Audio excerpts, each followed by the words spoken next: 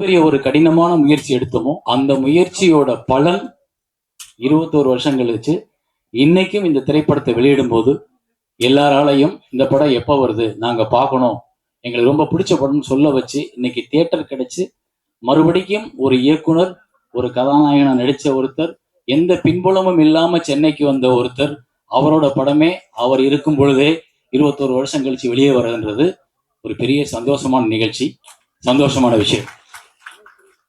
அது யாரால் நடந்தது அப்படின்னா கண்டிப்பா உங்க எல்லாராலையும் தான். நான் ஒருவனே என்னோட முதுகுல தூக்கி சுமந்துடல. எனக்கு பின்னாடி என்னை பக்கபலமா இருந்து தூக்கி விட்டவங்க, எனக்கு இந்த படத்துல பெரிய சப்போர்ட் பண்ணவங்க, நடிகர்களா, டெக்னீஷியன்களா, முதலீடு செய்தவர்களா, நிறைய பேர். அதை தாண்டி இந்த படம் மக்கள்கிட்ட கொண்டு போய் சேர்றதுக்கு காரணமா இருந்தது பத்திரிகையும் ஊடக நண்பர்களும். அதை நான் என்றுமே மறக்க மாட்டேன்.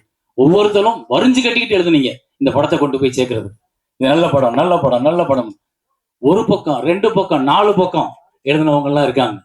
ஸோ உங்க எல்லாரையும் இந்த 21 வருஷத்துக்கு அப்புறம் உள்ள ஆட்டோகிராஃபோட ரீரிலீஸ் பண்ற நிகழ்ச்சியில பாக்குறதுல ரொம்ப பெருமைப்படுறேன், சந்தோஷப்படுறேன், தலைவணங்குறேன் இந்த படத்தை மறுபடியும்.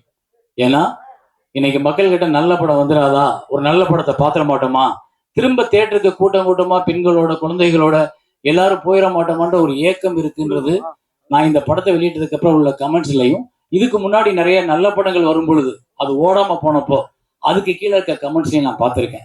இப்ப மறுபடியும் ஏன்னா இன்னைக்கு திரை உலகம்னாலே ஃபாஸ்ட்ல அடி வெட்டு குத்து மரணம் அப்படித்தான் போயிடுச்சு. அதை தாண்டி ஒரு நல்ல படம் பார்க்கறதுக்கு தயாரா இருக்கிற மக்கள்கிட்ட இதை கொண்டு போய் சேர்க்க வேண்டியது உங்க பொறுப்பு.